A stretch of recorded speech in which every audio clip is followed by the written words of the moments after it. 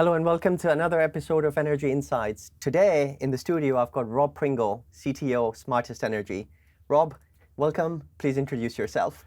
Thank you. So, I'm the Chief Technology Officer at Smartest Energy. I've spent my whole career in energy trading and energy retail, so I guess it's sort of a bit of an energy geek around that. And I've had really the privilege of, over my time, seeing the liberalisation of natural gas and power markets, and then the retail choice programs coming in, and being part of building technology solutions that enable organisations to take advantage of that and thrive with that liberalisation.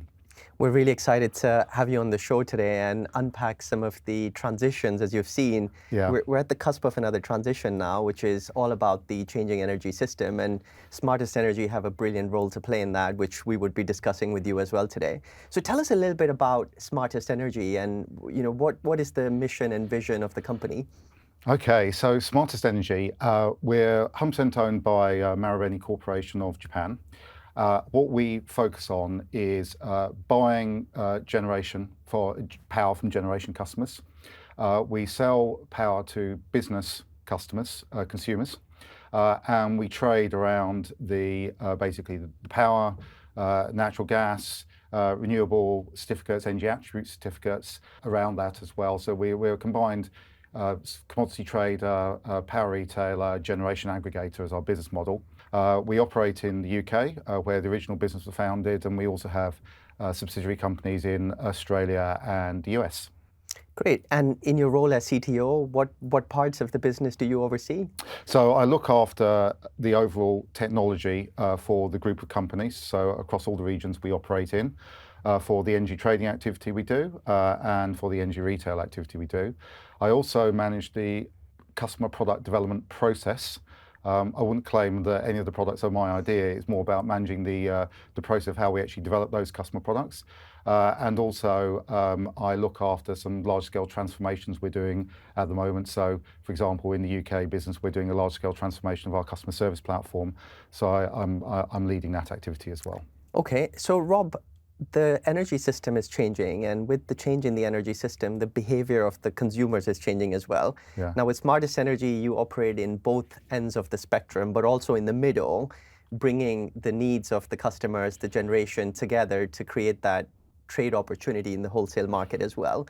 So with the green generation coming into the mix, there is a guarantee of origination, GOOS, which gets talked about as a certificate for measuring that the generation is green and being accounted for.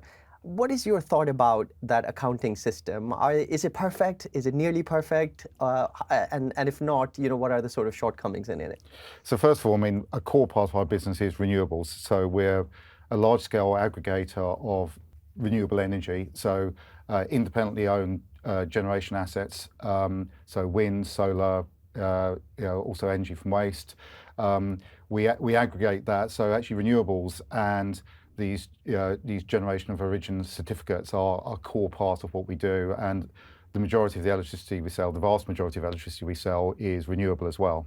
So it's quite an abstract concept, the generation of origin certificates. The fundamental principle is that for every unit of renewable power that's generated, you get one certificate. The generator gets one certificate, and it's possible to trade those certificates. So they're effectively a commodity in their own right. The term GOO came originally from the European Union scheme. The system we have in the UK is REGOs, so we talk about REGO certificates, and it's the core of the definition of what renewable power is. That basically, I'm consuming a unit of power, and that's matched with basically an equal volume of renewable certificates, which then says that basically your power is renewable. The real challenge about the increase in penetration of renewables into our system is their intermittency. So when the wind doesn't blow and the sun doesn't shine, it's like, where does your power come from? And that is, one of the challenges for us as an energy system. The other thing that's a big change that's going on is the decentralization. So in the older days, it was large-scale generation, big hydrocarbon power plants. Now, when we talk about renewables, they're a lot more decentralized. a lot more, distributed around, around the country rather than being in single places. So the whole way in which we transmit, basically, and connect generations with consumers is changing. And digitalization is at the core of that. Indeed, and as you said, right, the era of the large generation, a lot of it which was carbon intense, like coal, has come to an end, but Yeah. there's still a big fleet of fossil fuel assets, gas-fired power stations, which are providing that resilience of the baseload generation that the Yeah. energy system needs.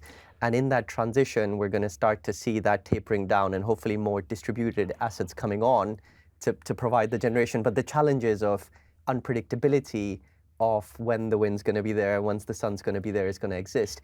Batteries sure have a role to play in that. Yeah, I mean, one of the risks that we manage is that when customers sign up to either sell us generation or to buy power from us, what they generate and what they consume doesn't necessarily follow the contractual profile. So what we're managing also is that risk associated with the difference between the contractual profile, what happens in reality, and that also makes the system extremely complex, right? And the amount of data that you have to deal with. Data, we love data and analytics. So we'll talk about that in a bit. We were talking about the REGOs and the certificates, and it's certainly an important aspect to measure how much green has been generated by accounting it with a REGO. What about all the carbon intense assets generating gray electricity? How is that accounted for? That's a good question. It's accounted for from a trading point of view. So when, if you like, the grey electrons or the brown electrons get put into the system, they are obviously traded as volume. So they are accounted in that sense, but they're obviously not treated in terms of being renewable energy. So you can't, unless you basically, unless you're buying a unit of energy that's matched by a renewable generation certificate, it's not regarded as renewable. And I guess the market mechanism there is saying that basically there is a premium to be paid for if you want to have renewable electricity in the system. But from what we hear from our customers, what's really important to them is for them to understand where their energy has come from. And think of it a bit like organic food and what's happened in that industry about the traceability of supply.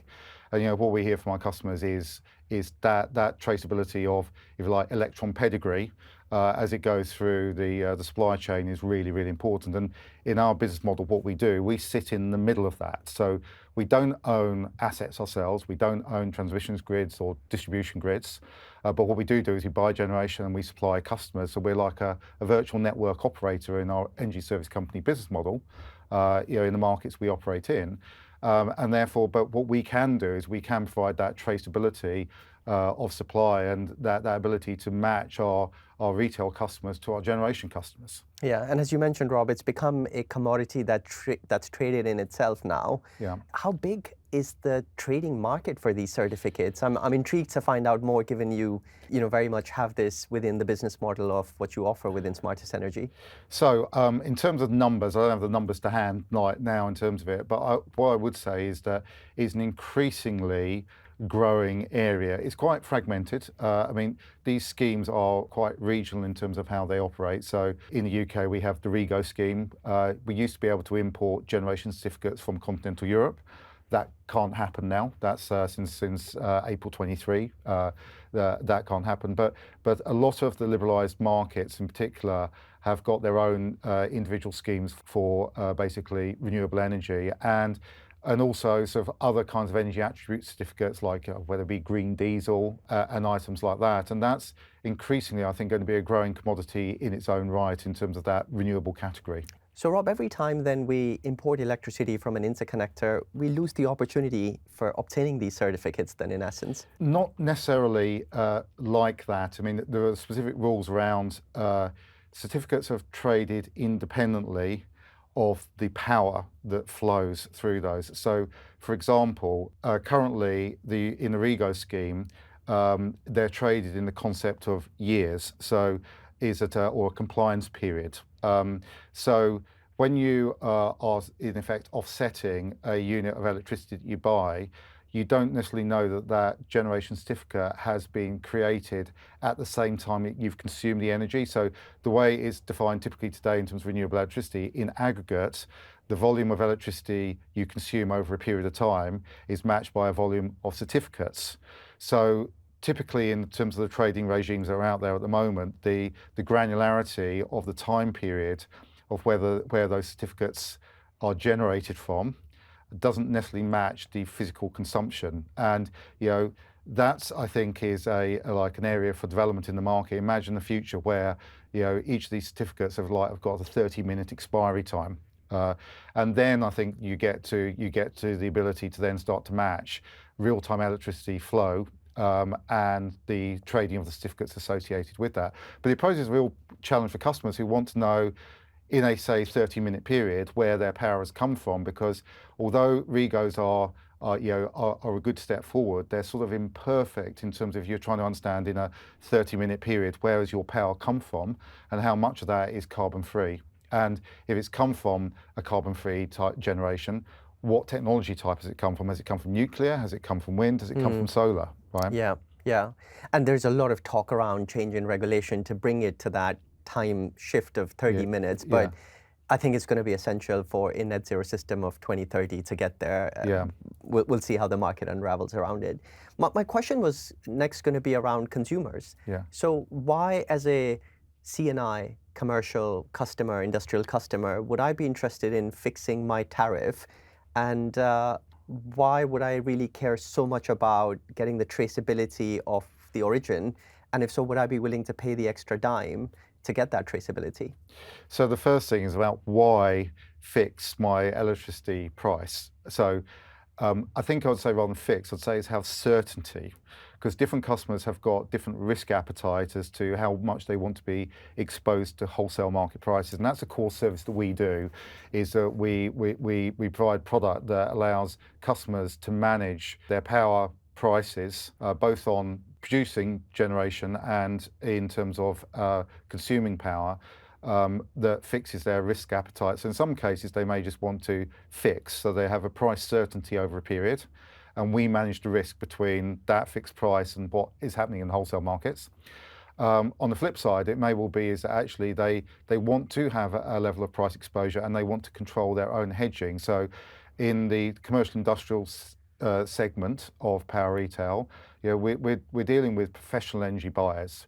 So in some cases, what they may want to do is they may want to actually take their own view on forward market prices and be able to lock and unlock their pricing through hedging, and we provide those type of services as well. So fundamentally, it's like an energy price risk management service and that's an area of product that we absolutely specialize in. The second area is the price risk management. The second area is associated with that is, so what's the quality standard, if you like, of the product that I'm buying? And this is where I think renewables and the traceability of supply physically comes in. So, absolutely renewable electricity means it's matched by generation certificates.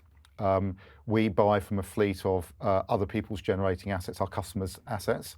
So we naturally are an off-taker of renewable generation certificates. And what we've got the ability to do is, because we can see what those generation customers are doing 30 minutes by 30 minutes, we then have the ability to match that to our retail customers, and we can see what their consumption is 30 minutes by 30 minutes in the UK. But what's the thoughts behind that from the customers? I mean, in terms of ESG goals and energy transition, reducing greenhouse gases, some of our customers are going to have science-based targets that they need to get to, is actually the quality of the power supply, where it's come from, is really important to them in terms of meeting their commitments that they've given to their shareholders or their other investors, or to their customers about what they're doing in terms of the pathway to net zero. So understanding where your power has come from, particularly if that's a very key part of your cost base and key part of your business model in terms of your emission scopes, that's where sort of the quality of the power product becomes really important. So it is a circular economy where the transition to net zero has to happen.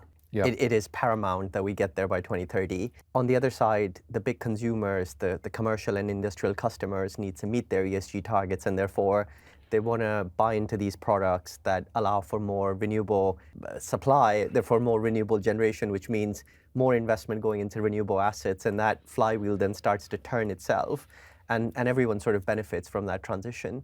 And that ESG goals are becoming more prominent, and they're becoming not just optional, but are very much tracked on the balance sheet and published in the annual statement as well, which is driving that culture of we must do it and we must do it now. Yeah, and I think the real issue around this is also about the credibility of claims around like how deep is like the the greenness of the product. So internally we talk about deep green, but fundamentally what we're doing is that we're providing traceable supply for customers from a particular grouping of assets. With our traceable renewable supply product that we've recently launched, is what we're able to do is we effectively ring fence the certificates from a set of generating assets. So they may not have in their standard form that sort of 30-minute time. Effectively, we're allocating a timestamp to those certificates, and then using that to match that with the customer's consumption, so they can see 30 bin by 30 minutes the percentage of carbon-free energy they've got, and actually, if you like, that traceability through the supply chain.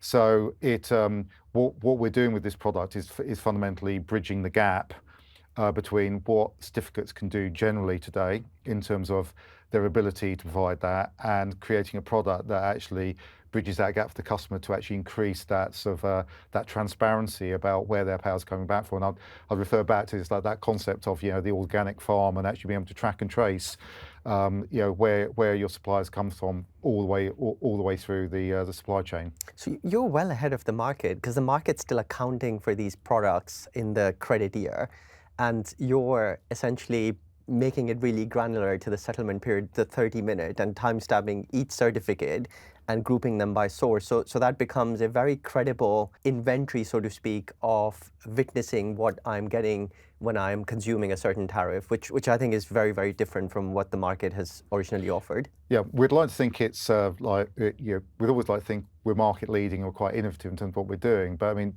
during this product development process, we've really listened quite hard to customer needs and work with some of our key customers to actually develop and commercially pilot the product.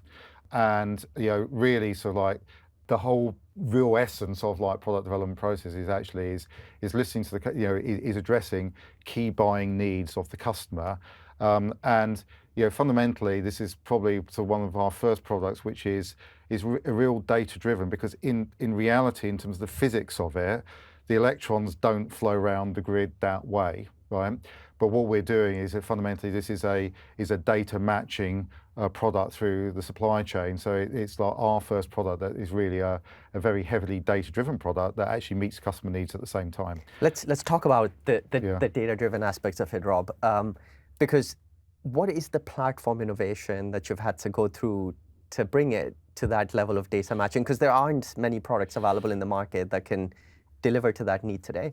Well, if you go to some of the trade shows, you'll see a lot of like startup pitches from companies offering to like do real-time energy matching as part of their business model. We've partnered with a company called Granular Energy, and we're using their technology to provide some of the core matching services, but it's part of our overall customer proposition and product in terms of what we do. So we've used their platform as part of the implementation of the product, but actually our product is much more broad rather than just the technology. It's the contractual T's and C's. It's then sort of like combined with some of the other features that we offer in our wider product set. So the technology and the data-driven part of it is key, but is that it's wrapped into a much wider aspects of basically the product that we sell. And that integrated ecosystem of applications, APIs, data sets working together is what brings that matching capability to life, really. Yeah, I mean, what we've also had to coordinate is that fundamentally what we're doing is we're ring fencing basically certificates from our generation customers to match to our retail customers. We're also a very active trader of renewable certificates, carbon energy attribute certificates. So sort of like the inventory management and how we how we manage that inventory, and what we give to our trading teams, if you like, to optimize and to trade around. The management of that is absolutely key. And so I've seen over the last few years the ecosystem of the registries, the APIs. It's very fragmented today. It's not really integrated to enable that trading. Yeah, it's quite immature. I mean, I would describe it as a maturing commodity rather than a mature commodity. So some of the commodities that that are traded are very well known, being traded for quite a period of time. Renewables is very much might call it like a frontier commodity, but I think it's going to be really a big growth area where there's the supply and demand for that, is huge. If you're working, I don't know, in agriculture, and you might be actually a generator of offset certificates. And if you're a big energy consumer, you're a big consumer of those offset certificates. So you start to end up with a supply chain of like certificate origination, certificate trading, and then certificate consumption, and it becomes a supply chain in its own right. And some of your C&I customers that are generators themselves, and let's talk a little bit about those sort of customers that have done the green transition, have batteries themselves, solar panels, air source heat pumps. How are they contributing back and enabled for them the wholesale trading arbitrage? Yeah, I mean, this is very much developing. I think there's like some good examples out there where certainly, in the consumer energy side of things, where some companies have been really quite successful about aggregating at scale. We have large businesses, so commercial industrial customers, and we also have small business customers. The challenge of what's going on is different for different customer segments. What we find is that the larger business customers particularly are very engaged in their energy supply and where it comes from. And as part of their plans, they will or have made investments in what could be described as behind the meter flexibility, where either they're generating, their power locally, or they've got a process where they can actually adjust their consumption up or down to take advantage basically of market prices. And also they might have localized energy storage. So we have on both sides of it customers installing renewable assets or assets that can store power. And then on the other side, the grid scale side, we have our renewable generators, and then we also have grid scale batteries being constructed that can store power and release power into the system. So to be able to optimize those assets, say if I go back to our customer side, one of the key developments and trends that's going to be in this space is that to get maximum value out of the assets, they really need to be exposed to the wholesale market price, not a retail tariff, if you like. Yeah. So the ability to offer like a cash out product which is linked to market prices, rather than an energy price management risk tariff, I think is going to be key for those customers in actually maximising the value of those assets. And absolutely, we're an off-take of that flexibility and the ability to be able to trade that increment or decrement in power in the wholesale markets and actually maximise that revenue for our customers. In terms of the need of the data set that's required to do that is intense, right? And we're very much looking at one predicting or forecasting what generation is going to be, and then readjusting that with ever-changing weather forecasts, and then you've got such a diverse portfolio of customers and predicting what their consumption is going to look like, and combine that with behind-the-meter flexibility, and then the opportunity of trading that out in the wholesale markets. Talk to us about how are you solving for that data challenge as well? Yeah, I mean, it's that what you've described there is just like huge amounts of data points. If you consider, in the UK is trading 30 minutes. In continental Europe, it's 15 minutes. In Australia, it's 5-minute granularity, right? So the amount of data streams, so if you're trying to contract, say, to sell power to a customer over a 3-year period, you think about you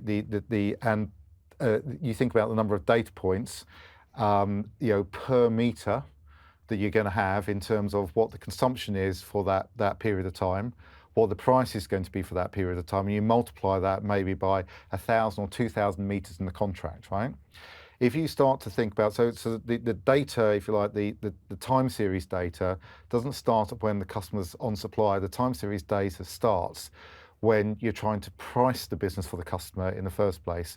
And the same thing, if you're trying to enter a long-term rental or toll on a grid scale battery, you're going to have to simulate the battery in a wholesale market with all of those data streams and wholesale market prices and different scenarios, even before you actually sign a contract to actually bring that battery into your portfolio.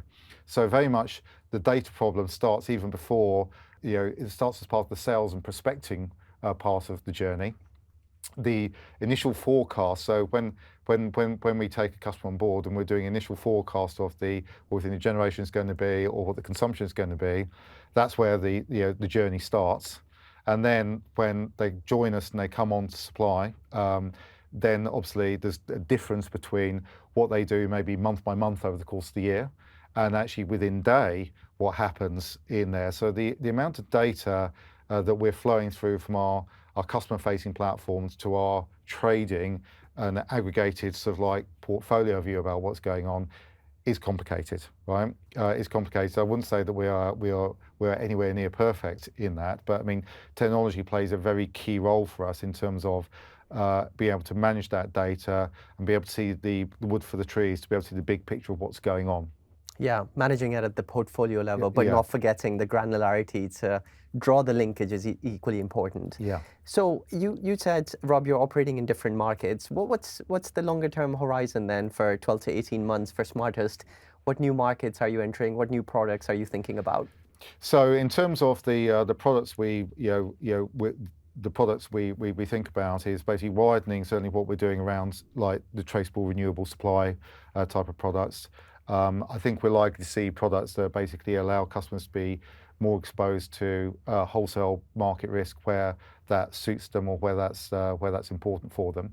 The US market in particular is very significant size. We're currently in the northeast of the country, so we're in New York ISO New England, and the PJM markets in the northeast, and we're looking to expand into other territories there. Is that in Australia we're in all 4 markets that basically have got liberalised markets in the NEM, as they describe it in Australia, in the national energy market or the national electricity market. And we're looking to be active in markets where basically there's liberalisation. We've recently expanded our trading operations to cover some areas in markets in continental Europe. So is for us, the business model that we have, we'll be continuously looking to where there's like appropriate markets where we can deploy that business model, is absolutely move into those markets. And needless to say, even simulating what the business case is for entering a new market requires a lot more data. So the innovation around data is just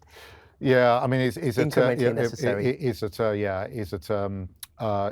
Data is whether you're looking from a trading point of view, or whether you're looking at what a customer's doing point of view, and whether you're looking at a settlement point of view. So, we talk a lot about contracting customers, matching customers of supply and demand, and then the real challenge also is also settlement. So we have to settle with the wholesale markets.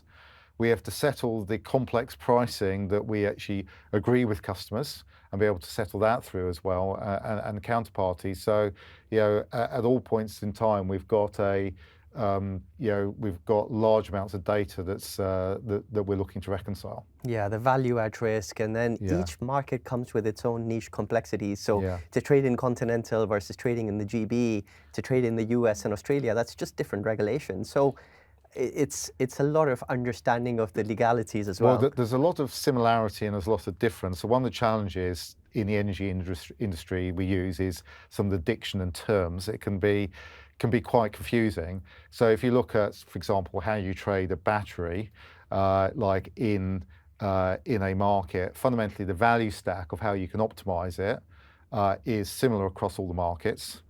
But say, for example, when we do frequency trading, so one thing you can do with a battery is use it to help keep the grid at its frequency. So in the UK, 50 hertz, right? You can actually use the inverter on the battery to actually either inject frequency into the grid or take it out. So we might use terms like dynamic containment as these type of products in the UK. In Australia, they call that FCAS. Right. In each of the different markets in the US, they might, some they might call it spin up, spin down. Right. But fundamentally, it's the same concept, Yeah. but deployed into those different markets. So the terminology might be different in terms of the markets, but actually how you use an asset to fundamentally make money, there's a lot of similarity across those markets. And so, Rob, I'm also intrigued to ask you, with generative AI becoming more mainstream, do you see a play for generative AI in augmenting better understanding of the regulation and that terminology that prevails across different geographies and markets? Yeah, I think absolutely. I mean, I think in like some use cases for it internally could very much be along basically risk policies, compliance policies. I'm sure that we're not alone in terms of basically the size and the complexity and the detail around how we manage those policies has really grown over the last few years. So, making sure staff are aware and says, like, tell me, like, what is the policy pertaining to this? Or I'm looking to contract for X, what do I need to consider? Using Gen AI to actually act as an internal knowledge management tool, I think is absolutely key. We're using like an AI-enabled tool for our customer service teams to actually help them build their knowledge. So the AI profiles like how well they're doing in terms of learning the industry and the terminology and how it works. And then we'll actually then spit out a new set of customized questions for them to actually help them build and learn new activity. And with that, we found our engagement levels, customer engagement, or our employee engagement levels with that tool are consistently in excess of 90%. Brilliant. Right, and it's that's AI being deployed in our business that actually helps our staff build knowledge about the industry, which helps them serve customers better, and actually be those energy experts. And I think today is that where I'd say we typically use AI is embedded in other people's tools, but I can see it's very much going to be transitioning to be like a skill that organizations like us are going to have to actually absolutely gain mastery in. So is the time for traders limited then? I don't think the time for traders is ever limited. I think there's always there's always a space for humans and human relationships. So I think when you talk about, say, trading, there's very much the standard products that are traded, so standard instruments on exchanges, where you know exactly what is being traded and it's being decoded to the rules of a trade instrument with a very clear price signal on the screen. There's always going to be structured and complicated trading, which is going to require humans to negotiate and build relationships and build trust. And then you can deploy automation, maybe some AI or maths models, algorithms to optimize it. But I think sort of like I wouldn't undervalue the importance of humans in the mix. And it's the same way with our larger business customers. The relationship between our customers and our sales team and our customer service teams are really key. And that personal touch is really key. But how we use AI and some of these other technologies to help reduce the friction points and to enable self-service is really important. When we talk about smaller business customers, then absolutely maybe is like how we use those technologies to click the contract becomes quite important. So I think, depending on the customer, depending on the commercial transaction we do, I think it's really important to look at those nuances about how do we deploy the technology and where does the human relationship sit in that business relationship. You've put it so well, Rob. The above the line and the below the line optimization that you do with generative AI. And the below the line very much is you're still going to have these bilateral contracts that are going to be negotiated with the human trust, but steps in that process can very much be automated to take the toil out from... Well, for example, contract reviews, right? So basically, have a look at the piece of commercial paper that the counterparty's given me, give me a view on basically the differences from our standard terms and conditions, And that can be used in sort of like bilateral trading contracts potentially. It could be used in simple commercial contracts we use to maybe buy services from companies like yourself, like, for example, to be able to do reviews. So I think there's all different kinds of applications, like, that either can generate either new products, increase our revenues, or can actually help us internally with operational excellence. Brilliant. Rob, with a veteran you are in the energy market, I would really appreciate 3 insights on what you think the future has in store. Your top 3 predictions that we will see unraveling in the energy markets over the next 12 to 24 months. So these predictions are bound to be wrong. I'll caveat that with, right? We'll bring you back on the podcast. We'll reaffirm them. So the first one I'd say is increasing penetration of renewable assets into grids is going to create increasing short-term price volatility, and it comes back down to when the weather dependency about when sort of like gas prices are low, and basically weather becomes intermittent, like basically what happens to the power prices. And as we get increase in penetration of renewables, I would expect to see that volatility increase. And what it means for organisations like ourselves is how do we better prepare ourselves through tooling, optimisation, access to flexibility, how we can mitigate and we can manage that situation. And that'll be the first one, is the long-term trend for renewable intermittency, increasing short-term volatility, particularly in power markets. Okay. Second one would be increasing automation of trading and algorithms that go there. I think where I've seen the trend is that increasingly there's a lot of product vendors, like technology partners out there that are offering pretty much out of the box short-term algorithmic trading solutions that companies like us can take on, deploy and put into that. I see that continuing, but I think is that my prediction would be is that we're going to see an increasing trend of basically in-house mastery of those technologies, the more proprietary long-term trading type of capability that needs to go on. The third one I would make, which is linked to number 2, that maybe somebody's going to lose a lot of money by the fact they've had an algorithm that they've deployed into their trading organisation that's gone wrong, that maybe didn't have the level of oversight. I think that might be a when, not an if. So I think the question would be, is that going to happen in the next 18 to 24 months? But I think it's almost a certainty there's going to be an event like that sometime in the future. We've seen rogue traders, so I wouldn't be surprised if that prediction comes true. It's a rogue bot, right? Yeah. Tell us, what do you think is one of the bigger technology trends we're going to see unraveling over this horizon as well? Oh, that's a very large question. I mean, I think what we're going to see over this horizon is let me pick it as a very people-centric one.